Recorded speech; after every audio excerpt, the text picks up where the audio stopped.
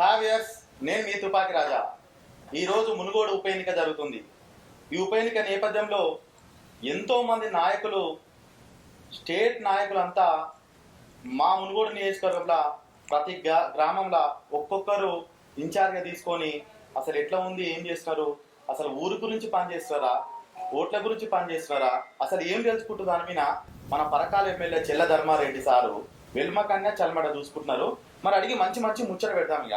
Sir నమస్తే. Sir నమస్తే sir. Nalgonda జిల్లాకు వచ్చినారు, ఇక్కడ ఉన్న ప్రాంతం అంతా చూస్తున్నారు. ఈ రెండు గ్రామాలు మీకు ఎట్లా అనిపిస్తున్నారు సార్ మీరు వచ్చినాక ఉప ఎన్నికలలో? చాలా బాగున్నాయి రెండు గ్రామాలు. వాస్తవంగా ఈ ఉప ఎన్నిక అనేది ఒక దురదృష్టకరమైనటువంటి సంఘటన. ఇది రావడం అనేది ప్రజల్లో ఒక అనిశ్చితి ఏర్పడతా ఉంది. ఇది దానిలో భాగంగా ఈరోజు గౌరవ ముఖ్యమంత్రి కేసీఆర్ గారి ఆదేశం మేరకు నేను వెల్మకన్య చల్మడ రెండు గ్రామాలకు ఇన్ఛార్జిగా రావడం జరిగింది. చాలా మందికి ఇంత ఎమ్మెల్యే ఒక రెండు గ్రామాలు రావడం ఏందని అనుకుంటున్నాను. కానీ వాస్తవంగా ఇలా రాష్ట్ర పరిస్థితి చూస్తే రాష్ట్రంలో సిపిఐ, సిపిఎం, టిఆర్ఎస్ కలయికతోటి వస్తున్నటువంటి ఎలక్షన్ ఇది. కాబట్టి కొంత ఇన్ని రోజులు ఉన్నటువంటి రాజకీయ నేపథ్యంలో కలయిక అవసరం, కోఆర్డినేషన్ అవసరం. ఆ కోఆర్డినేషన్ గురించి ఇవాళ టిఆర్ఎస్ పార్టీ సిపిఐ తోటి కానీ సిపిఎం తోటి కానీ కోఆర్డినేషన్ కలపడం కొరకే ఈరోజు మేము ఇన్ఛార్జిగా రావడం జరిగింది. అంటే మీరు దాదాపు ఇన్ఛార్జ్కి వచ్చినాక ఇక్కడ మిషన్ భగీరథ నీళ్ళు కానీ, సీసీ రోడ్లు కానీ, డ్రైనేజ్ కానీ, ఇక్కడ ఉన్న పింఛన్లు కానీ, ఏదైతే అంగన్వాడీ కేంద్రాలు కానీ, పాఠశాలలు కానీ ప్రజలకు ఏ విధంగా, అంటే ఏ సమస్యలతోటి మీ దగ్గరికి రోజు ఇక్కడనే ఉంటున్నారు అని తెలిసింది సార్. మీరు ఇక్కడనే ఉంటున్నారు, ప్రజల సమస్యలు ప్రతిరోజు 5 గంటల నుంచి నైట్ 12 గంటల వరకు తెలుసుకుంటారంట. ఏ సమస్యలు మీ దగ్గరికి వస్తున్నాయి? వాస్తవంగా నేను వెల్మకన్య గ్రామంలోనే ఉండడం జరుగుతుంది. అయితే ఇక్కడ చూసినప్పుడు ఏమవుతుందంటే, ఇంతకుముందు ఫ్లోరైడ్ పీడిత గ్రామం అయినటువంటి ఈ గ్రామం నల్గొండ జిల్లాలో ఇప్పుడే మిషన్ భగీరథ వాటర్ అన్ని ఇళ్లకు రావడం జరుగుతుంది. ప్రతి ఇంటికి నల్లా కూడా ఫిట్ చేయడం జరిగింది. ప్రతి ఇంటికి సాగర్ నీళ్ళు ఇవ్వగలుగుతున్నారు. దాంతో ప్రజలు కొంత సంతోషాన్ని వ్యక్తపరుస్తూ ఉన్నారు. అయితే ఇక్కడ చూసిన దాన్ని బట్టి చూస్తే ఫ్లోరైడ్ పీడిత గ్రామాలలో ఇక్కడ ఉండడమే కష్టం అని చెప్పి తమ పిల్లలను ఇన్ని రోజులు మేము అనుభవించిన గోస, ఇన్ని రోజులు మేము అనుభవించిన వ్యధ మా పిల్లలకు రావద్దని చెప్పి చాలామంది పట్టణాలకు పంపించడం, వలసలు వెళ్ళడం కనపడతా ఉంది. ఈడ చూస్తే 30% వలసలు ఉన్నాయి ఈ గ్రామం. ఆ 30% వలసల గురించి తెలుసుకున్నప్పుడు, ఇంటికి పోయి అడిగినప్పుడు, మేమే ఇప్పటికీ మాకు తెలియక ఫ్లోరైడ్ గ్రామంలో ఉన్నాం, మాకు ఎన్నో రకాల జబ్బులు వచ్చినాయి, మా పిల్లలు రావద్దని బయట చదివించుకోవడం కానీ, బయట ఏదో పని చేసి బతకడం కానీ అని చెప్పి వెళ్ళిన వాళ్ళు కనపడుతుంది. ఈరోజు మిషన్ భగీరథ నీళ్ళు వచ్చినాక బ్రహ్మాండంగా గ్రామాలన్నీ కూడా సంతోషపడతా ఉన్నారు. అదేవిధంగా ఇక్కడ ఒక డ్రాట్ ఏరియా కూడా ఉండే, ఆ డ్రాట్ ఏరియాను ఇప్పుడిప్పుడే వస్తున్నారు చాలామంది. నేను ఈ గ్రామాలు తిరిగినప్పుడు అందరూ ఎంతో కొంత వ్యవసాయం ఉన్న కుటుంబాలు కనపడ్డారు. వాళ్ళు ఇప్పుడు కష్టపడి పంటలు పెట్టుకోవడం, తగినటువంటి నీరు రావడం, 24 గంటల కరెంట్ రావడం, 24 గంటల కరెంట్ వచ్చినాక పంట దిగుబడి పెరిగింది, పంట కూడా పచ్చదనం ఏర్పడతాం. రైతులకు ఇబ్బంది. అంతకుముందు బోర్లు వేసుకొని ఎండిపోయిండు, కరెంటు మోటార్లు కాలిపోయేది, స్టార్టర్లు కాలిపోయేది, పత్తులు కాలిపోయేది, ట్రాన్స్ఫర్ ఫీజులు కొట్టేసేది. ఈ లోపు కరెంటు ఉన్న 2 గంటల కరెంటు పోయి ఆ గోస ఇప్పుడు లేదు. లో వోల్టేజ్ లేకుండా నాణ్యమైన కరెంటు రైతులకు ఎప్పుడైతే 24 గంటల కరెంట్ ఇచ్చారో గౌరవ ముఖ్యమంత్రి కేసీఆర్ గారు, ఆ కరెంట్ ఇచ్చినాక రైతు గోస తప్పిందని చెప్తా ఉన్నారు. సార్ మీరు ముఖ్యంగా చూసుకున్నట్టయితే ఇక్కడనే ఉంటారు, వెల్మకన్య చల్మాలు ఉంటున్నారు. కాబట్టి ఏంటంటే ఇక్కడ ఉన్న ఎంపీటీసీ కానీ మన సర్పంచ్ గారు కానీ ఎప్పుడైనా ఇక్కడ ఫీడర్ ఛానల్ అనేది వాటర్ స్టోరేజ్ గురించి మీకు చూపించడం జరిగిందా సార్? అది చెప్పారు, ఈ రోజే చెప్పారు. సరే నేను చూడలేదు, ఇంకా చెప్పారు, దాని గురించి చెప్పారు. నేను ఒకటిగా సమస్యలు చేసుకుంటూ వస్తున్నాను. ఖచ్చితంగా దాని మీద కూడా కాన్సన్ట్రేట్ చేసి గౌరవ ముఖ్యమంత్రి కేసీఆర్ గారి దృష్టికి తీసుకుపోతాను. ముఖ్యంగా తీసుకున్నట్టు ఏదైతే మీరు వలసలు అన్నారో ఇప్పటికీ బొంబాయి పోతున్నారు సార్. ఇదైతే ఇప్పుడు ఉన్న గ్రామాలని ఉమ్మడి గ్రామ పంచాయతీ ఉండే, ఆ గ్రామ పంచాయతీ కాక గ్రామ తండాలని గ్రామాలుగా చేసినారు. అట్లాంటి దాంట్లో ఇప్పటి వరకు మీకు ఫస్ట్ మీకు వచ్చేది ఏం చెప్పాలన్నా, మీకు ఇక్కడ వచ్చేది పింఛన్లు. ప్రతి ఒక్కరు అడిగేది, అయ్యా మాకు పింఛన్లు వస్తే బాగుంటుంది. 3 సంవత్సరాల కింద ఎక్కించిన పింఛన్లు ఇంతవరకు రాలేదు. ఆ పింఛన్ల గురించి ఎందుకంటే ప్రతి ఒక్కరికి పింఛన్ కేసీఆర్ అంటేనే పెద్ద దొర, నాకు పెద్ద కొడుకు అన్నట్టు అనుకుంటారు. ఇలా మీరు వచ్చినది ఇయ్యాలి. ఈ గ్రామాలలో చూసినట్టు దాదాపు మీకు వచ్చే పింఛన్ సమస్యలు ఎక్కువ వస్తుంది. అందరు మీ చుట్టూ తిరిగితే అదే ఎప్పుడు వస్తుందా మీరు ఏం చెప్తున్నారు? పెద్ద కొడుకు అంటారు, పెద్ద దొర అని ఎవరు అన్నారు? కొడుకే అంటున్నారు, పెద్ద కొడుకు అన్నారు. మీరు అన్నారా వాళ్ళు? నేనేమంటారు, వాస్తవంగా ఇక్కడ బతికే కన్నా బయట పడుతుంది వలసలు విను చాలా మంది ఉన్నారు. ఇవాళ ఎప్పుడైతే కేసీఆర్ గారు రైతు బంధు ఇచ్చిండో వ్యవసాయ రంగాన్ని 24 గంటల కరెంట్ ఇచ్చి, నాణ్యమైన కరెంట్ ఇచ్చి, వాటర్ ఫెసిలిటీస్ కల్పించిండో వలసలు పోయిన వాళ్ళంతా వాపసు వచ్చి వ్యవసాయం చేసుకుంటారు. ఎందుకు వాపసు వచ్చారు? అంతకుముందు పెట్టుబడి వెళ్ళక, పెట్టుబడి లేక, పెట్టుబడి ప్రభుత్వం ఇస్తున్నది కాబట్టి పండిన కాడికే చాలు, మా ఊళ్ళో మేము ఉంటాం, మా గ్రామాల్లో మేము ఉంటాం అని చెప్పి దాదాపు కరోనా పీరియడ్ నుంచి ఎక్కువ మంది మళ్ళీ వాపసు రావాలి. ఇంకోటి పెన్షన్స్ అనేది వాస్తవంగా 2020లో అప్పటి నుంచి పెండింగ్ ఉండుకుంటూ వచ్చినాయి. ఎందుకు? కొత్త పెన్షన్స్ 57 సంవత్సరాలకు మేము నిండిన తర్వాత కొత్త పెన్షన్ ఇస్తామని చెప్పి కేసీఆర్ గారు చెప్పారు. దాని లెక్క గణన చేసే టైంలో మార్చిలో బడ్జెట్లో పెట్టుకున్నాం. మార్చి 2020 ఏప్రిల్లో లెక్క చేసే టైంకు కరోనా రావడం లేదు. మార్చి 22కు లాక్డౌన్ అయింది. లాక్డౌన్ పీరియడ్ తర్వాత ఒకరికొకరికంటే భయం ఉన్నది. మనిషి తగిలితే కరోనా వస్తుందేమో, సెకండ్ ఇస్తే కరోనా వస్తుందేమో, ఈ పేపర్ ముట్టుకుంటే కరోనా వస్తుందేమో అని ఎంపీడీఓలు అధికారులు ఎవరు పేపర్ వర్క్ చేయలేదు. ఒకవేళ అధికారి దగ్గరికి పోతే కిటికీలో పెట్టి అట్నుంచి అటే పో, ఇక్కడ రాకు, అది కరోనా ఉన్నది, మాస్క్ పెట్టుకో, నువ్వు రాకు అని చెప్పి ఈ విధంగా 1.5 year ఎవరు చేయలే, పని చేయలే. తర్వాత అట్లా కాదు, మనం పెన్షన్ ఇవ్వాలని చెప్పి చేసిన క్రమంలో కొన్ని తప్పుడు లెక్కలు చేసాం. తర్వాత ఏం చేసిన, ఆన్లైన్ చేసుకోకండి, మా దగ్గర రావద్దని. ఆన్లైన్ చేసే క్రమంలో అక్కడ ఈ మీ సేవా సెంటర్లో కొన్ని తప్పులు చేసాం. అంటే ఉన్నవాడికి లేనట్టుగా భర్తకు వచ్చిన భార్యకు నింపడం, లేదా ఉద్యోగం ఉన్న నింపడం, తనదేం పోతుంది, ఏదో వస్తుంది కదా నేను ఫిలప్ చేస్తే అయిపోతుంది అని చెప్పి తప్పులు చేశారు. దాని మూలన కొత్త పెన్షన్స్ మొన్ననే శాంక్షన్ రావడం వచ్చి మేము కార్డులు ఇచ్చిన తర్వాత చాలామంది కొంత కన్ఫ్యూజ్ ఏర్పడింది. ఇప్పుడు కొత్త పెన్షన్ ఇవ్వడం జరిగింది. గ్రామాన్ని నేను ఇప్పుడు అబ్జర్వ్ చేసిన ప్రకారం ఈడొక 20 మందికి కొత్త పెన్షన్స్ రాలేదు ఇప్పుడు ఈ గ్రామంలో. చల్మెడలో దాదాపు 15-20 మందికి అక్కడ కూడా. వాటన్ని నేను చెప్పిన, నేను ఎంపీడో గారితో చేపిస్తాను, మీకు సంబంధించిన పేపర్లు తీసుకురండి, మా సర్పంచ్ గారు చేపిస్తారు, పంచాయత్ సెక్రటరీ గారితో చేపిస్తాం, ఎంపీడో గారికి ఇస్తాం, ఇవి చేపిస్తాను. ఆఫ్టర్ ఎలక్షన్ ఖచ్చితంగా వాళ్ళకు కూడా ఎలిజిబిలిటీ ఉన్న వారందరికీ కూడా పెన్షన్ ఇవ్వబడుతుంది. ఈరోజు మీరు ఒక్కటి అబ్జర్వ్ చేయాలి, అంతకుముందు ప్రభుత్వాలు ఏం చేసేది, తనకు సంబంధించిన లేకపోతే ఎంపీటీసీ బంధువులకు, సర్పంచ్ గారి బంధువులకు, ఎమ్మెల్యే తాబేదారులకు వాళ్ళకే పెన్షన్ ఇచ్చుకున్నారు. ఆ 200 రూపాయల పెన్షన్ ఎప్పుడైతే తెలంగాణ ఏర్పడిందో 1000 రూపాయల పెన్షన్ అప్పుడే పారదర్శకంగా, పార్టీలకు అతీతంగా, కులాలకు అతీతంగా, మతాలకు అతీతంగా పారదర్శకంగా ఉండడం కొరకు ఎవరి ఫైరోగు లేకుండా ఇచ్చిన ఘనత ఏకైక ముఖ్యమంత్రి భారతదేశంలో కేసీఆర్. ఇవాళ హైయెస్ట్ పెన్షన్ 2000 ఇచ్చేది కూడా భారతదేశంలో ఓన్లీ ఏకైక రాష్ట్రం తెలంగాణ రాష్ట్రం. ఇంత కరోనా పీరియడ్లో కూడా ఓల్డ్ పెన్షన్స్, పాత పెన్షన్స్ ఏదైతే శాంక్షన్ లేవో అవన్నీ కూడా 1 సంవత్సర కాలం ఏ రాష్ట్రం ఇయ్యలేదు. కరోనా కష్టకాలంలో కూడా ఇచ్చిన ఘనత మన ముఖ్యమంత్రి కేసీఆర్ గారు. అయితే ఈరోజు పెన్షన్స్ అన్నీ కూడా అవుతాయి. కొన్ని తెలియక తెలిసి కొంతమంది అయ్యో వాళ్ళకు వచ్చిందట, వీళ్ళకి వచ్చిందట అని కన్ఫ్యూజ్. ఇప్పుడు భార్యాభర్తలకు 2-3 శాంక్షన్ అయినాయి. ఇక్కడ వాళ్ళకు వచ్చింది మాకెందుకు రాలేదు కన్ఫ్యూజ్. అవి ఆల్రెడీ తొలగించబడుతున్నాయి. దాంట్లో కన్ఫ్యూజ్ లేదు, దాంట్లో ఎలాంటిది లేదు. అది సర్పంచ్ గారు, ఎంపీటీసీ గారు తొలగించలేదు. కొంతమంది ఏమంటారు సర్పంచ్ తీసేసిండట, ఎంపీటీసీ తీసేసిండు. ఎవరికి సంబంధం లేదు. ఆన్లైన్ ఖచ్చితంగా ఉందా లేదా వెరిఫికేషన్ ఇస్తున్నారు తప్ప ఇప్పటి కూడా ఈ సందర్భంగా నేను హామీ ఇవ్వగలుగుతున్నా. పెన్షన్స్ ఎవరికైతే రాలేదో ఖచ్చితంగా ఒక 15-20 రోజుల లోపు ఖచ్చితంగా వాటిని కూడా శాంక్షన్ చేపిస్తామని చెప్పి సందర్భంగా చేస్తాం. సార్, దాదాపుగా ఈ పరకాల నియోజకవర్గాన్ని చూసుకున్నట్లయితే అసలు ఎంత ముద్దుగా ఉంటుంది. అదే మా మున్గోడు నియోజకవర్గం హైదరాబాద్కు మీరు దాదాపుగా 40 నిమిషాలు 30 నిమిషాలల్లా కార్ ఎక్కుతే ఉంటారు. ఇంటర్ కాలేజ్ లేదు, ఒక డిగ్రీ కాలేజ్ లేదు. ఏదైతే మీకు చల్మడ గ్రామం వేసుకుందో 30 సంవత్సరాలు అవుతుంది మీరు పుట్టి. దాదాపుగా చల్మడి నుంచి ఆ గుజ్జ వరకు ఆ కంకర్ రోడ్డు ఉంది సార్. ఇప్పటికీ ఆ డొంకలు, ఆ రోడ్డు గిట్ట లేదు సార్ ఇప్పటి వరకు. హైదరాబాద్కి అతి దగ్గర ఉన్న ప్రాంతం మా మున్గోడు నియోజకవర్గం. ఎందుకు అభివృద్ధి నోచుకుంటుంది అంటే ఎప్పుడూ ప్రతిపక్షంగానే ఉంటుంది. ప్రభుత్వం ఉన్నప్పుడు ఒక్కసారి మా పుసుకుంట ప్రభాకర్ రెడ్డి సార్ గెలిచిండు. అంటే ఎట్లా మీరు ఈ గైడెన్స్ ఇస్తారు? పెద్ద కేటీఆర్ గారు కానీ ముఖ్యమంత్రి గారు కానీ ఎట్లా ఇస్తున్నారు సార్ గైడెన్స్ మీరు? వాస్తవంగా కొత్తల తెలంగాణ ఏర్పడిన తర్వాత కుసుగుల ప్రభాకర్ రెడ్డి గారు స్థానికంగా ఎమ్మెల్యే. ఇక్కడ ఎమ్మెల్యే, అక్కడ అధికార పార్టీ ఒకటే.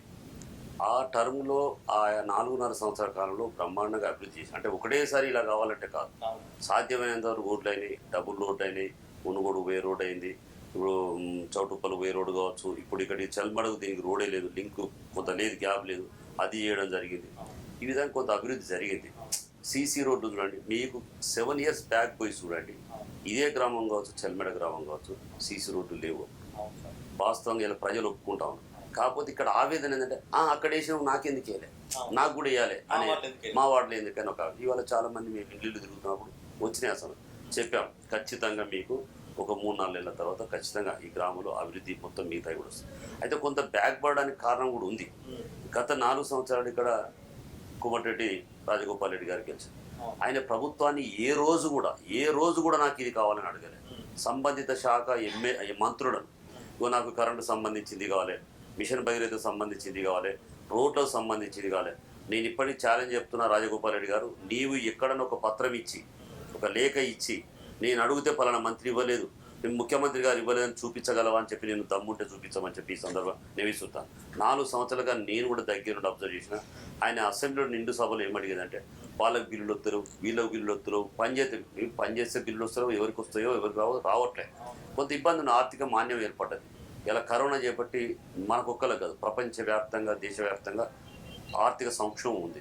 దాంట్లో ఏదో విధంగా స్థానికంగా ఎమ్మెల్యే ఉండి బతిలాడుకోవడము, కాంట్రాక్ట్ని రిక్వెస్ట్ చేసుకోవడం, పని చేయడం చేపించుకున్నమే తప్ప ఎక్కడ బిల్లు గురించి అది అయితే ఈయన అభివృద్ధి గురించి అడగక ఈ 4 సంవత్సరాల కానుంచి చేసిన అభివృద్ధి ఏం లేదు. ఖచ్చితంగా ఇవాళ కుసగుల ప్రభాకర్ రెడ్డి గారు గెలుస్తారు. ఈ 4 సంవత్సరాల అభివృద్ధి వచ్చే సంవత్సరం లోపల చేపించి చూపిస్తాం ఇక్కడ వచ్చే సంవత్సరం. అయితే ముఖ్యమైన విషయం తీసుకున్నట్టయితే ఈ మునుగోడు నియోజకవర్గాన్ని దత్తత తీసుకుంటా అని చెప్పారు సార్ కేటీఆర్ సార్, ఇది నిజమేనా? వాస్తవంగా మరి 4 సంవత్సరాల కాలంలో కొంత ఇక్కడ పనులు జరగని వాస్తవంగా చూస్తున్నాం. అయితే దాన్ని ఫుల్ఫిల్ చేయాలంటే కేటీఆర్ లాంటి వాళ్ళు దత్తత తీసుకోవడం అవసరం. ఎందుకు అవసరం? ఇలా ఆయన చేయలేని పని చేసి చూపించాలి కదా. చూపిస్తాడు, నిజంగా వాస్తవంగా ఖచ్చితంగా జరిగి తీరుతుందని కూడా నేను హామీ ఇవ్వగలుగుతున్నాను. అంటే ఇప్పుడు మిమ్మల్ని ఇక్కడ ఇన్ఛార్జ్గా పంపించినాక ఇక్కడ సమస్యలపై అంటే ఓటర్ల అంటే ప్రతి ఇంటికి గడప గడప తిరుగుతున్నారు సార్. అంటే ఇక్కడ ఉన్న సమస్యలు గిట్ట మీరు ఎక్కడికప్పుడు రిపోర్ట్ ఏమైనా ఇస్తున్నారా? అది తీర్చే ప్రయత్నం ఏమైనా చేస్తున్నారా? ఎప్పటికప్పుడు గౌరవ సర్పంచ్ గారు, గౌరవ ఎంపీటీసీ గారు, మా అధ్యక్షులు కావచ్చు, పార్టీ నాయకుల ముందు హామీ ఇస్తున్నాం. అక్కడనే రిటర్న్లో రాసుకుంటాం, మేమే రాసుకుంటాం. ఇవన్నీ ఏం చేస్తామంటే గడప గడప తిరుగుడంతా అయిపోయినాక ఈ గ్రామానికి సంబంధించిన మనం ఏం చేద్దాం, నాయకులతో చర్చించుకుంటాం, ఏం చేయాలి, ఒక ప్రణాళిక చేసుకుంటాం. సరే ఇన్ని నిధులు మనం చేయగలుగుతాం, ఈ నిధుల ద్వారా ఏం చేయగలుగుతాం, మంత్రి గారితో కన్సర్న్ మంత్రి గారితో పంచాయతీ శాఖ మంత్రి మా మంత్రివర్యులు దయాకర్రావు గారు వారితోటి మిగతా శాఖలకు సంబంధించి ఎడ్యుకేషన్ స్కూల్లో పల్లాలు లేవు అన్నారు, స్కూల్లో ఏదో టీచర్ లేరు, ఎడ్యుకేషన్ ఇవన్నీ గౌరవ ముఖ్యమంత్రి గారి కేసీఆర్ గారి దృష్టికి పోయి సంబంధిత మంత్రులకు శాఖలకు లెటర్లు పెట్టి అక్కడి నుంచి శాంక్షన్ చేపించి ఇస్తా అని చెప్పి గ్రామస్తులు చెప్తున్నాం. గ్రామస్తులు కూడా కొంత స్టార్టింగ్లో ఇటాటు ఉన్నారు, ఇప్పుడు నమ్ముతున్నారు, మమ్మల్ని విశ్వసిస్తున్నారు. ఎందుకంటే మా పరకాల నియోజకవర్గానికి ఇక్కడ దాదాపు ఒక 20% కుటుంబ సభ్యులకు మాకు వాళ్ళకు లింక్ ఉంది, పరకాలకు సంబంధాలు ఉన్నాయి.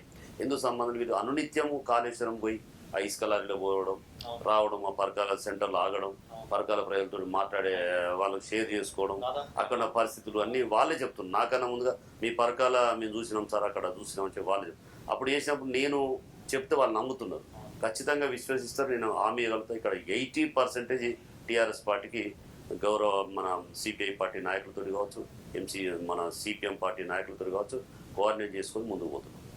మునుగోడు నియోజకవర్గంలో మీరు దాదాపు ఎటువైపు చూసినా ఏ ఊరు చూసినా కానీ ఎర్రజెండా స్తూపాలు తప్ప అభివృద్ధి మాత్రం ఇంతవరకు అయితే కనపడలేదు సార్. ఎందుకంటే చెప్తున్నాం కదా, ఈ రోజు మునుగోడు నియోజకవర్గం ఎప్పుడూ ప్రతిపక్షంగానే ఉంటుంది. ఈసారి మీరు పూసుకుంట ప్రభాకర్ రెడ్డి సార్ వస్తే ఖచ్చితంగా దీన్ని దత్తత తీసుకొని మెయిన్ విద్య లేదు, వైద్యం లేదు, ఉపాధి లేదు. మేము ఇప్పటికున్న హైదరాబాద్ పెద్ద కూతబెట్టి దూరంలో ఉన్న నియోజకవర్గం మునుగోడు నియోజకవర్గం. అదే మీ పరకాల నియోజకవర్గం చూసుకుంటే ఎటు చూసిన 4 దిక్కుల లైన్లు, పెద్ద పెద్ద రోడ్లు. మునుగో అంగడి అయితే కనీసం వాళ్ళు ఎవరైతే అంగడి చేసుకున్న మహిళలు కనీసం బాత్రూమ్ పోతే టైలెట్ పోయిన టైలెట్ గిట్ట లేవు సార్. స్వచ్ఛంద సంస్థలు వచ్చి మేము పోయి బద్దలాడితే ఈ నియోజకవర్గ సర్పంచులు, జెడ్పీటీసీలు వాళ్ళు వీళ్ళు పోయి బద్దలాడితే వాళ్ళు వచ్చి పనులు చేస్తారు. స్కూళ్ళ రంగులు కానీ బెంచ్లు కానీ మీరు ఏదైతే చెప్తున్నారో అవన్నీ సార్ ఇప్పటి వరకు అట్లాంటివి జరుగుతున్నాయి. దీనిపైన ఖచ్చితంగా ఈసారి, ఎందుకంటే ఒక్కొక్కరు ఒక్కొక్క ఊరు తీసుకోరు కాబట్టి ఏ ఊరు పైన సమస్యలే. వాస్తవంగా ఇక్కడ మొదటి నుంచి ఉద్యమ సూర్యులు ఉన్నారు. అవును, దాన్ని ప్రతిఘటించే శక్తి ఈ నల్గొండ జిల్లాకు ఉంది, ముఖ్యంగా మునుగోడు నియోజకవర్గంలో. ఎందుకు ఎప్పుడు కూడా ఎందుకో ఒక వివక్ష ఇక్కడ కనపడుతుంది నాకు. అంటే ఆ వివక్షను, ఆ జరగరాని పనిని ఇక్కడ ప్రశ్నించే తత్వం వీళ్ళకు ఉన్నది కాబట్టి ప్రశ్నిస్తూ వచ్చింది. ఇలా ఏడిపోయినా ఒక ఉద్యమకారిని, ఒక అది స్తూపాలు కనపడదు. వాళ్ళు వాళ్ళ శక్తి వంచన మేరకు వాళ్ళు పనిచేసారు, సేవ చేసారు, ప్రజల కొరకు కొట్లాడిలు, పోరాడిలు, సాధించుకోవడానికి వాళ్ళు ఎంతో కొంత కొట్లాడి సాధించుకున్న పనులు కూడా కనపడదు. ఇప్పుడు కూడా ఇప్పుడిప్పుడే 7-8 సంవత్సరాల నుంచి ఎడ్యుకేట్ అయ్యి, అంటే తెలంగాణ మనం కొట్లాడి తెచ్చుకున్నాం, సాధించుకున్న తెలంగాణలో మన పనులు చేసుకోవాలి. ముఖ్యమంత్రి గారి దగ్గరికి పోవాలి, మనం ఈ పని కావాలని కొట్లాడుకుంటే ఆ పని అవుతుందని చెప్పి గ్రహించాను. ఇప్పుడు అదే చెప్తాను, సరే ఇన్ని రోజులు ఏం జరిగిందో జరిగింది, మాకు పనులు కావాలి, మాకు అభివృద్ధి కావాలి, ఖచ్చితంగా చేస్తామని చెప్పి మేము హామీస్తున్నాం. సంవత్సర కాలం తర్వాత మళ్ళీ మనం ఇదే ఇక్కడనే ఇంటర్వ్యూ కూర్చుందాం. ఖచ్చితంగా నా 2 గ్రామాలలో మీరు అభివృద్ధి ఏందో రికార్డు చేసుకోండి, నేను ముఖ్యమంత్రి గారితో పోరాడైనా ఈ గ్రామాన్ని అభివృద్ధి చేస్తా అని చెప్పి హామీ ఇవ్వగలుగుతాను. అంటే ఆ నియోజకవర్గాలల్లో సిద్దిపేట కానీ సిరిసిల్ల కానీ అక్కడ 750 కోట్లు అట్ట పెట్టుకున్నారు. ఇక్కడ చూసినట్టయితే కనీసం 230 కోట్లు గిట్ట ఖర్చు పెట్టలేకపోతున్నారు. అక్కడ దళిత బంధు మొత్తం ఇచ్చినారు. అన్ని ఏదైనా కాదు అక్కడ ఒకటి ఇవ్వలేదు. హుజురాబాద్ లో పైలట్ ప్రాజెక్ట్ కింద తీసుకున్నాం. అది మార్చిలో అంతకన్నా ముందే బడ్జెట్ లో పెట్టుకున్నాం. ఏదో ఒక నియోజకవర్గాన్ని పైలట్ ప్రాజెక్ట్ కింద పెట్టుకున్నాం. సరే అది ముందు వచ్చింది, దాన్ని పైలట్ ప్రాజెక్ట్ కింద పెట్టుకున్నాం. అదే కాదు, రాష్ట్ర వ్యాప్తంగా ఇతర నియోజకవర్గాలలో ఈ దళిత ఎమ్మెల్యే ఉన్న నియోజకవర్గాల్లో ఒక్కొక్క మండలాన్ని పూర్తి స్థాయిలో చేశారు. తర్వాత ప్రతి నియోజకవర్గంలో 100 యూనిట్లు ఇచ్చారు. నాకు కూడా ఒక 100 ఇచ్చి బ్రహ్మాండంగా చేసుకున్నాం. బ్రహ్మాండంగా ల్యాండ్ అయింది. అక్కడ పేదలు చాలా సంతోషంగా ఉన్నారు. అదేవిధంగా మళ్ళీ ఒక్కొక్క నియోజకవర్గం 1500 ఇవ్వడం జరిగింది. అది కూడా లిస్ట్ అవుట్ చేసుకున్నాం. ఆఫ్టర్ ఎలక్షన్స్ ఖచ్చితంగా ఇస్తాం. అయితే చాలా మందికి ఇది అవుతుందా కాదా ఎలక్షన్ల కొరకే అని అన్నట్టే. అంటే హుజురాబాద్లో కనుక పెడితే ఇక్కడ కూడా పెట్టాలి కదా, పెట్టలేదు. మేమేమంటున్నాం, ఖచ్చితంగా అన్ని నియోజకవర్గాలతో పాటు మీకు ఇస్తామన్నప్పుడు కొంత రెచ్చగొట్టే విధానాన్ని బీజేపీ పార్టీ నాయకులు చేస్తాం. కానీ ప్రజలు నమ్ముతా ఉన్నారు. ఖచ్చితంగా కేసీఆర్ ఒక మాట ఇస్తే చేస్తాం. వెనుక ముందా తర్వాత విషయం. ఒక మాట ఇవాళ చూడండి, దేశవ్యాప్తంగా దళిత బంధు ఎక్కడుంది? ఎక్కడ? ఆయన దమ్ము ధైర్యం ఉంది. నేను ఇస్తా అంటున్నాడు. నేను ఖచ్చితంగా దళిత కుటుంబంలో పుట్టిన ప్రతి బిడ్డకు 10 లక్షల రూపాయలు చివరి వరకు కూడా ఉద్యోగం చేసుకొని ఏం చేసుకొని ఇవ్వగలుగుతా అని చెప్పాడు. మేమన్నాం చాలా వరకు ఎట్లా చేయగలుగుతుంది. అదే చాలా మనం దళిత కుటుంబాలు పేదరికంలో అట్టడుగులో ఉన్నారు, వాళ్ళని పైకి తీసుకోవాలని నా కాన్సెప్ట్, నా ధ్యేయం. రెండోది, మరి ఏ విధంగా చేస్తారు సార్ అని చెప్పి మేము అడిగాం. మనకేం దీనికి దానికి సోర్స్ కూడా చూపించడం చేస్తాం. ఇట్లా చేసుకోవాలి. మనం దళితులకు 3 ఎకరాల భూమి కొనిస్తాను గ్రామాలలో. 3 ఎకరాలు అప్పుడు 4 లక్షలు, 5 లక్షలు, 3 లక్షల 1 ఎకరం. ఈరోజు తెలంగాణ అభివృద్ధి చెందిన తర్వాత మనకు రోడ్లు వేసుకున్నాం, డ్రైన్లు కట్టుకున్నాం, మిగతా village to village link road వేసుకున్నాం. అభివృద్ధి బ్రహ్మాండంగా జరిగినాక రోడ్ వేసుకపోతా అంటే భూలకు రెక్కలు వచ్చి పెరిగినాయి. ఇవాళ ఏ గ్రామానికి పోయినా 30 లక్షలు, 50 లక్షలు, కోటి రూపాయల ఎకరం. మనం దళితులకు కొనియలేకపోతాం. 3 ఎకరాలు కొనిచ్చలేకపోతాం. అది కూడా ఏం కాన్సెప్ట్, వెనకట ఇందిరాగాంధీ ఇచ్చింది భూములు. ఎక్కడ ఇచ్చిందండి? గుట్టలకు పంటలు పండని భూములు, రాళ్ళు రప్పలు సీపురు వేలు పోల్చే భూములు ఇచ్చింది. ఇలా అట్లా కాదు, పంటకు యోగ్యమైన భూమి, దాంట్లో బోర్ వేయడం, అవసరమైతే పైపులు వేయడం, పంట పండించే భూములను మాత్రమే ఇవ్వగలిగారు. మా దగ్గర కూడా ఇచ్చాను, 600 ఎకరాలు ఇచ్చాను అన్న నియోజకవర్గం. బ్రహ్మాండంగా రైతులు హ్యాపీగా ఉన్నారు. అయితే సార్ ఏమన్నాడు, ఇప్పుడు మనం 3 ఎకరాలు కొనిచ్చే పరిస్థితి లేదు కాబట్టి 10 లక్షలు ఇవ్వాలి. ఆ కుటుంబం చదువుకున్న విద్యార్థి ఉన్నాడు, ఆర్థికంగా ఎదుగుడుకోరు, ఏదో వ్యాపారం పెట్టుకోవడం, ఇతరత్ర ఏదైనా పెట్టుకోవడం చేయడం కొరకు ఇస్తామన్నాడు. ఖచ్చితంగా ఇచ్చి తీరుతాడు. ఇది మీ నియోజకవర్గం డబుల్ బెడ్రూమ్ ఎన్ని మండలాలకు అయినా సరిపోతుంది? నేను 1350 ఇళ్ళు కట్టాను. ఆల్రెడీ ఒక 700 ఇండ్లు ఆన్ గోయింగ్లో ఉన్నాయి. అంటే దాదాపు ఒక 2000 ఇండ్లు నేను పూర్తి స్థాయిలో చేయకపోతున్నాం. అయితే ఏమి మా మండలాల్లో ఎక్కడైతే ప్రభుత్వ స్థలం దొరికిందో, ఏ మండలంలో ఎక్కడైతే ప్రభుత్వ స్థలం ఏ గ్రామం ఉందో వాటికే ఇవ్వాలి. అప్పుడేంది మనకుండే ప్రభుత్వ స్థలం ఊరు బయట ఉండాలి, అక్కడ కాలనీ వైజ్ కట్టాలి, అన్ని షిఫ్ట్ చేయాలనుకుంది. అది దొరుకుతలేదు అని చెప్పి ముఖ్యమంత్రి గారి దృష్టికి మేము అందరం ఎమ్మెల్యేలం పోయాం. ప్రభుత్వ స్థలం ఏ గ్రామం లేదు సార్, ఎవరిల్లు అడుగులో వాళ్ళకి ఇవ్వమని చెప్పినాక మార్చి బడ్జెట్ సమావేశంలో 2020లో పెట్టడం జరిగింది. ఈ లోపు కరోనా రావడం జరిగింది, కొన్ని ఇబ్బందులు జరిగింది. ఇప్పుడు మొన్న ప్రతి ఎమ్మెల్యేకు 3000 ఇచ్చారు. ఆ 3000 ఇళ్ళు మేము గ్రామాలకు ఇప్పుడు వెళ్ళిపోతాం. పోయి ఎక్కడైతే ఇల్లు అక్కడనే శాంక్షన్ ఇస్తాం, అదే ప్లేస్లో ఇస్తాం, వాళ్ళు అదే కట్టుకోవడానికి ఇస్తాం. ఈ నియోజకవర్గంలో సర్వేలు అని ఒక గ్రామం అనుకుంటా, అది ఇంతవరకు ఒక్కటే గ్రామం మన నియోజకవర్గం మొత్తంలో ఒక్కటే ఒక గ్రామంలో డబుల్ బెడ్రూమ్ చేసి ఇంతవరకు కంప్లీట్ కాలేదు సార్, పూర్తి స్థాయిలో కాలేదు డబుల్ బెడ్రూమ్. అంటే ప్రాంతానికి ఎందుకు వస్తారు? ఇప్పుడు ఆ సర్వేల్ గ్రామంలో డబుల్ బెడ్రూమ్లు కుసగుంట ప్రభాకర్ రెడ్డి గారు ఉన్న పీరియడ్లో శాంక్షన్ అయింది, మొదలు పెట్టిండు. నెక్స్ట్ వచ్చింది ఎవరు? రాజగోపాల్ రెడ్డి. మరి వారు కంప్లీట్ చేయాలి కదా. ఇప్పుడు ఇవాళ పోయి తట్టెడు మట్టి పోయలేదని మేము అడిగినందుకు ఇక్కడికి వచ్చి రాజగోపాల్ రెడ్డి గారు 4 సంవత్సరాలు మీరు చేయలేదు, ఎక్కడ తట్టెడు మట్టి, ఉరికి ఊళ్ళలో మట్టిపోతాడు, మొరం పోస్తాడు, సొంత టిప్పర్లు తెచ్చిపోతాడు, రోలర్ పెట్టు. మరి ఇదే పని అప్పుడు ఏం చేయలేదు? బిల్డింగ్లు కట్టి నువ్వు యాజ్ ఎ కాంట్రాక్టర్ కదా, నువ్వు ఎందుకు చేయలేకపోయావు? అది మీరు అడగాలి, మీలాంటి వాళ్ళు అడగాలి. ఇప్పుడు ప్రభుత్వం చేస్తుంది, ప్రభుత్వం శాంక్షన్ ఇచ్చింది కదా, శాంక్షన్ ఇచ్చిన రోడ్లు కంప్లీట్ కాలే, శాంక్షన్ ఇచ్చిన డబుల్ బెడ్రూమ్ కంప్లీట్ కాలే, ఇక్కడ 2000 ఇండ్లు శాంక్షన్ ఉన్నాయి. వాటి ఆయన అడిగితే ఏమన్నారంటే మా మునుగోడు నియోజకవర్గానికి అప్పటి నుంచి పట్టించుకుంటారు, ఇప్పుడు పట్టించుకుంటారు. ముఖ్యమంత్రి అపాయింట్మెంట్ అంటే అపాయింట్మెంట్ ఇస్తలేడు. కనీసం ఇటనైనా నేను ఉప ఎన్నిక పోటీ చేస్తాను సార్, నేను ఓడిపోయినా గెలిచినా కానీ అటనైనా అందరు నాయకులు అందరూ వస్తారు, అటనైనా పనులు అయితే అని చెప్పి రాజీనామా చేసినా అని చెప్పిండు. ఒక్క నిమిషం, నేను ఇప్పటికి అడుగుతున్నా. 2500 ఇళ్ళు ఈ నియోజకవర్గంలో శాంక్షన్ ఉన్నాయి. డిఆర్డిఓ డిస్ట్రిక్ట్ డిఆర్డిఓ గారికి మీరు లెటర్ పెట్టని రేపు అడగండి. అయినా ఇళ్లను ఎందుకు కంప్లీట్ చేస్తలేదు? ఇప్పటివరకు టెండర్ అయిన ఇళ్ళు ఎన్ని, కంప్లీట్ కానీ ఎన్ని, రేపు జిల్లా నుంచి తీసుకోండి. అది చేయించాల్సిన బాధ్యత రాజగోపాల్ రెడ్డి గారు ఉండే, చేయలేక అసమర్థుడు అని చెప్తున్నాను. నేను అసమర్థుడు అని చెప్తున్నా. నేను సీఎం గారికి పోతే ఇవ్వలేను. ఎందుకు పోయేవారండి? ఇవాళ పార్టీ ఎమ్మెల్యే పార్టీ ఎమ్మెల్యే లేదు. నియోజకవర్గ ప్రజలు ఇవాళ తెలంగాణ ప్రాంత ప్రజలు, తెలంగాణలో పుట్టిన బిడ్డ. ఇలా పార్టీలకు అతీతంగా, కులాలకు అతీతంగా, మతాలకు అతీతంగా మనం పోరాడి సాధించుకున్న తెలంగాణ. అందుకే ఈరోజు పెన్షన్లు ఆ పార్టీ ఈ పార్టీ అని లేదే, ఇలా కళ్యాణ లక్ష్మి ఆ పార్టీ ఈ పార్టీ అని లేదే, మరి ఈమె ఎమ్మెల్యే మావాడు కాదు అని లేదే. ప్రతి ఎమ్మెల్యే లేని చోట కూడా శాంక్షన్ ఇస్తున్నాం కదా. అన్ని నువ్వు చెయ్యలే, నీకు అసలు ఇంట్రెస్ట్ లేదు, నీకు చేయాలి. ఇలా ఎలక్షన్లకు వచ్చినావు, దేనికి వచ్చినావు? ఇక్కడ ఏం అభివృద్ధి ఏం జరగలేదని ఇచ్చినావు? నువ్వు ఒక సబ్ స్టేషన్ అడుగుతూ ఇవ్వలేదా? ఒక రెసిడెన్షియల్ స్కూల్ శాంక్షన్ ఇస్తే ఇవ్వలేదా? నువ్వు ఏం అడిగినావు? ఇప్పుడు నేను ఈ ఫలానా అడిగితే ఎప్పుడైనా రాజీనామా ఎవరు చేస్తారంటే, నేను ముఖ్యమంత్రి దగ్గర పోయి కొట్లాడినా, నాకు ఇవ్వలేదు కాబట్టి రాజీనామా చేస్తాను. నువ్వు కాంగ్రెస్ పార్టీ మీద కోపం వచ్చి రాజీనామా చేసి, కాంగ్రెస్ పార్టీ నువ్వు నెగలలేక, నాయకులతోటి నచ్చలేక, నీ పార్టీతోటి విరుద్ధం పెట్టుకొని నువ్వు పార్టీ మారి ఇలా ప్రభుత్వాన్ని అడిగే హక్కు రాజగోపాల్ రెడ్డి కానీ కోమటిరెడ్డి వెంకరెడ్డి కానీ లేదు. ఎందుకు? ఇలా నువ్వు అడ్జస్ట్ కాలే. ఇలా ఒక నాయకుడు వస్తే తట్టుకోలేకపోయినావు. ఇలా ప్రభుత్వం మీద కాదు కదా. నువ్వు ప్రభుత్వంలో ఏ పథకం అడిగితే చెప్పు, నువ్వు ఛాలెంజ్ చేస్తా, రేపు ఎదురెదురుగా కూర్చొని మాట్లాడతాను, చర్చకు పిలవండి. ఇలా ప్రభుత్వంది కాదు. ఇలా కాంగ్రెస్ పార్టీలో నచ్చక, ఆడ అడ్జస్ట్ కాక, విమడలేక నువ్వు పార్టీ బయటకు వచ్చారు, ఎలక్షన్ తెచ్చావు. రాత్రి నీ నాయకులు ఈయన ముడుగొండలో నిలదీశారు. కాంగ్రెస్ మేము అందరం గెలిపిస్తే ఎందుకు వేనో చెప్పు అని నిలదీశారు. చెప్పనేదే వాడిని దన్నండి, వాడిని చేయండి అని చెప్పిండు రాత్రి. ఇక్కడ ఇక్కడ వీడు గట్టుపల్లి కాదు, మా ఎల్మకాయలు రాత్రి మీటింగ్లో కాంగ్రెస్ వాళ్ళు నువ్వు ఎందుకు వేనో నిలదీస్తే పోలీసు వాళ్ళు అని అనుమన్నాడు. తనని పట్టుకొని తనని ఇట్లా ఏ రీత్యా పెట్టిండు, చేయటమే నాయర్ వీడియో ఉంది. ఎట్లా అండి? నీకు ఓట్లేసి గెలిపిస్తే తనతావా ప్రజలు? నువ్వు విమర్శిస్తావా? నీకు హక్కు ఎక్కడ, నైతిక హక్కు? నువ్వు ఏం పని చేసినావని చెప్పి ఇలా రాష్ట్రాన్ని అతలాకుతలం చేయడానికి ఎలక్షన్ తీసుకొచ్చింది. ఉప ఎన్నిక దేని కొరకండి? ఇలా తెలంగాణ చేసినప్పుడు రాజీనామాలు చేసినట్టు తెలంగాణ సాధించడం కొరకు చేసినాం. సంవత్సరానికి ఎలక్షన్లకు ఇంత ఖర్చు అవసరమా? ఇంత బీభత్సం అవసరమా? నీకు కేంద్ర ప్రభుత్వం 18,000 కోట్లు, మేము 22,000 కోట్లు అన్నాం. కాదు 18,000 కోట్లు అని ఆయన ఒప్పుకున్నాడు. ఎస్ మేము 22,000 కోట్లు తెచ్చుకున్నాం అని మేమంటే, కాదు 18,000 కోట్లే అని అన్నావు. అంటే ఒప్పుకున్నావు కదా 18,000 కోట్లు. 18,000 కోట్లు నీకు అడ్వాన్స్ మొబిలైజేషన్ 5% ఇచ్చింది. వాస్తవా కాదు నువ్వు చెప్పాలి నాకు పత్రిక ద్వారా. అడ్వాన్స్ మొబిలైజేషన్ అంటే 900 కోట్లు వర్క్ చేయకుండా తీసుకొచ్చుకున్నావు.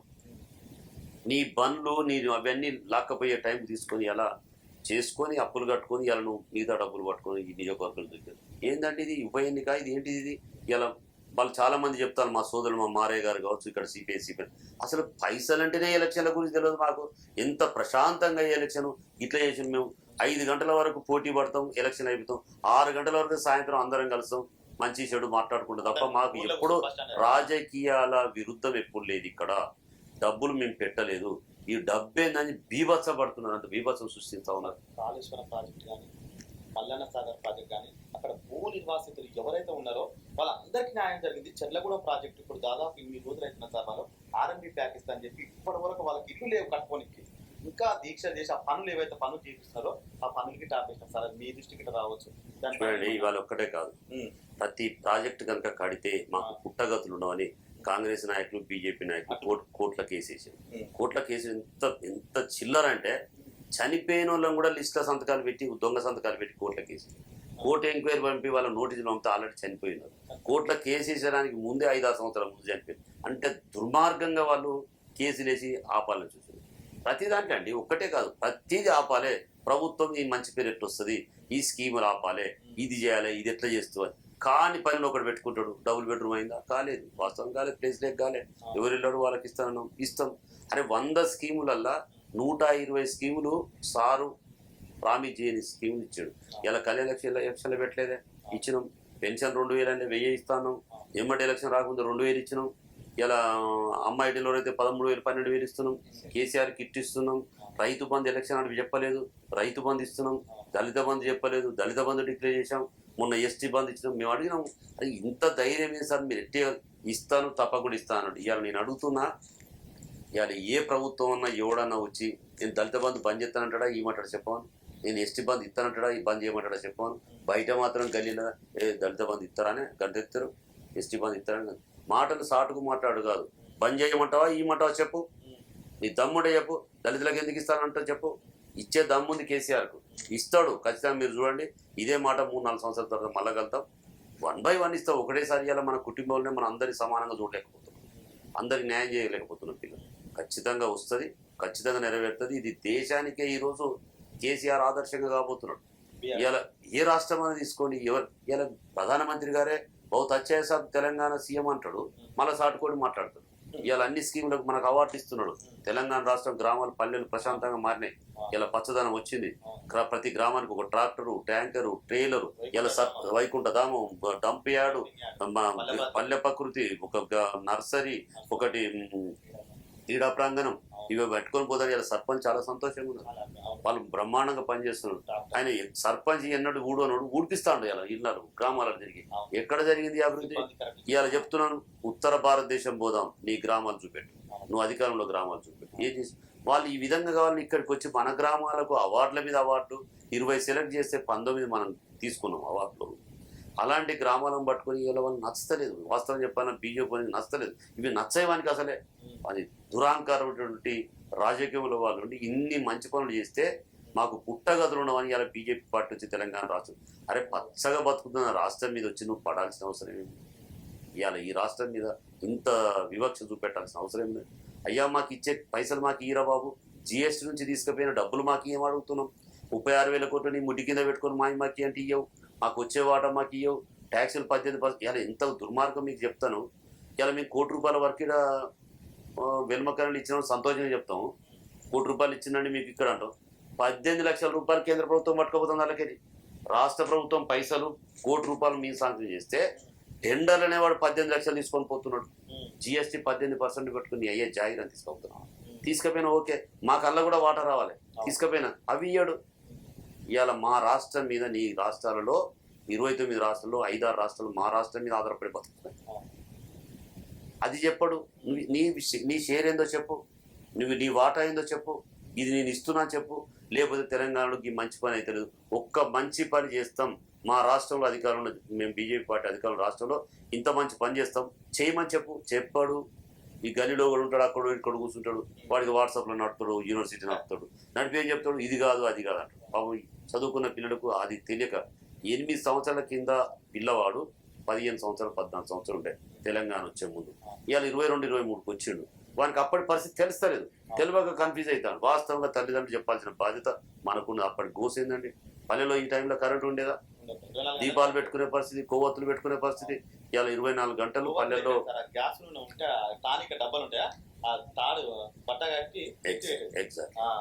ఇప్పుడు పల్లెల్లో పగటి పూట కూడా కరెంట్ ఉంది, ఫ్యాన్లు వేసుకుని. ముసలు పగటి పూట నిద్రపోదామంటే యాప చెట్ల కింద ఈ ఊపుకుంటా కూర్చున్నాయి. ఇవాళ ఫ్యాన్లు పెట్టుకున్నారు.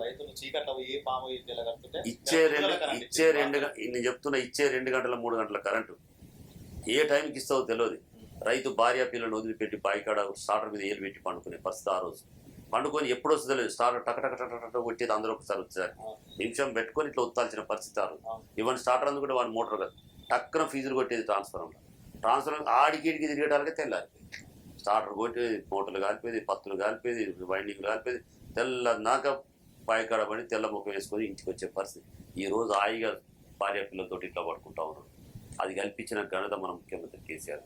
తన బుద్ధి పుట్టినప్పుడు చండూరు ఆయన అటు పోతాడు, మునుగోడు పోతాడు, హైదరాబాద్ పోతాడు, వచ్చి 1 గంట సేపు బైక్ అడిగి మోటార్ పెట్టుకుంటాడు. అంత వెసులుబాటు కల్పించిన మన ముఖ్యమంత్రి కేసీఆర్ గారే. మన ఆంధ్ర నాయకులు కలిపేయలేదు, ఓడి చేయలేదు, ఏ రాష్ట్రంలో కూడా లేదు ఇప్పుడు 24 గంటల కరెంటు. మరి అది సిగ్గు అనిపిస్తలేదా బీజేపీ నాయకులకు? ఇంకంతకన్నా గొప్ప పని ఏం చేస్తావో చెప్పండి. ఇలా రాజీనామా చేసిన రాజగోపాల్ రెడ్డి గారు, నిన్న జరగని పనికి ఇలా జరిగే పని ఏందో చెప్పు, నువ్వు ఇప్పుడు గెలిచి చేసేది ఏందో చెప్పు, నిన్ను నమ్ముకొని ఓట్లేసిన ఏం చెప్తావు చెప్పు. చెప్పాడు. అది డైలాగ్ కొడతాడు, ఏందో రాత్రి వింటున్నాం ఇక్కడ. అప్పటికి వాళ్ళ నాయకులు విమర్శించారు. మీ గట్టి పోటీ అంటే ఇప్పుడు కాంగ్రెస్ పార్టీ, బీజేపీ పార్టీ అసలు పోటీ ఎక్కడిది? పోటీ ఎక్కడ? ఆల్రెడీ గెలిచినవి అయిపోయింది. 50,000 మెజార్టీతో గెలవబోతున్నాం, బ్రహ్మాండం గెలవదు. మాకు సిపిఐ నాయకులు, సిపిఎం నాయకులు మా వెనుకున్నాక ఇంకా గెలవకపోతే ఏం చేస్తామని.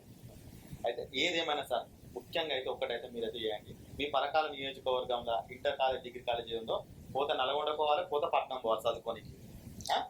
దానిపైన మీరు ఖచ్చితంగా, ఎందుకంటే ఒక్కొక్కరు అందరు మీరందరు ఎమ్మెల్యేలు కలిసి మంత్రులు కలిసి చేసుకుంటే మాకు మునుగోడు నియోజకవర్గంలో కాలేజ్ వస్తుంది. వాస్తవంగా సర్పంచ్ గారు ఇక్కడ నాయకులందరూ మాకు ఇక్కడ కాలేజ్ కానీ లేకపోతే ఒక హాస్పిటల్ కానీ అడుగుతా ఉన్నారు. గట్టుపల్లి మండలి చేసుకున్నాం. మండల హెడ్ క్వార్టర్ కూడా మాకు ప్రభుత్వ స్థలం ఉందని చెప్పారు.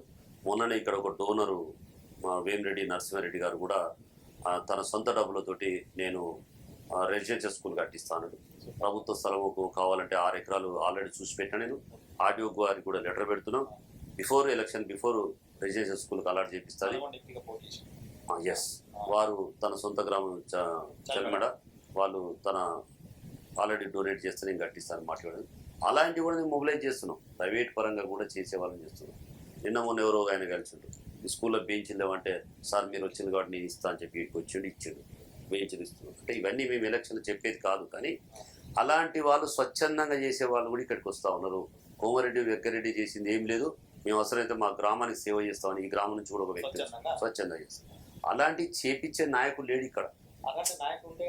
తన ఎన్నడొచ్చిన రాజగోపాల్ రెడ్డి అలా మాట్లాడుతున్నాడు. ఆయన ఇది ఎన్నడొచ్చినావో చెప్పు, ఈ గ్రామానికి ఎప్పుడు వచ్చినావో చెప్పు.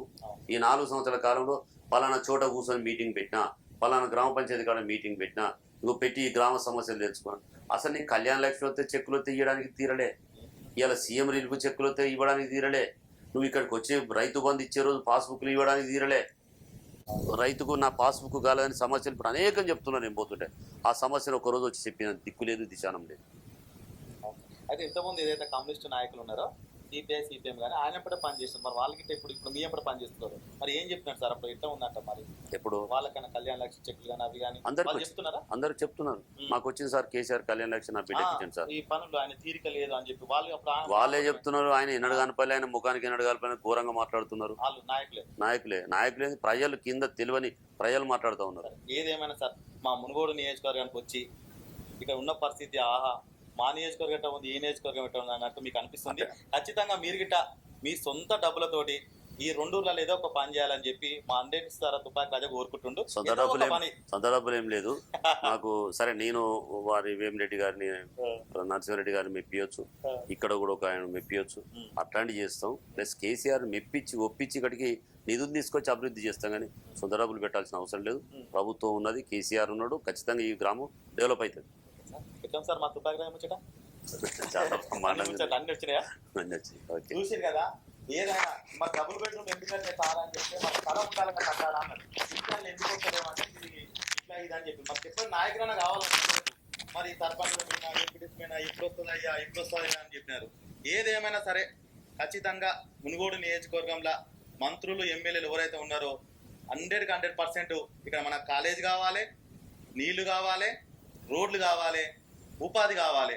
హైదరాబాద్కి అద్దగా ఉన్న ప్రాంతం వాళ్ళందరికీ ఒకటే విజ్ఞప్తి చేస్తున్నాం. సార్ గిట్ల అయితే గట్టిగానే ఉన్నాడు, ఎందుకంటే 2 రోజుల నుంచి సార్ చేయడమే కాకుండా డోనర్ల గిట్ట పట్టుకొచ్చి ఈ పని ఆ పని చేపిస్తుండు. చాలా మంచిగా ఉన్నా సార్. ఖచ్చితంగా మరో లీడర్తో తుపాకి రాజా ఏకదం ముచ్చట పెడతాడు. ఉంటామా?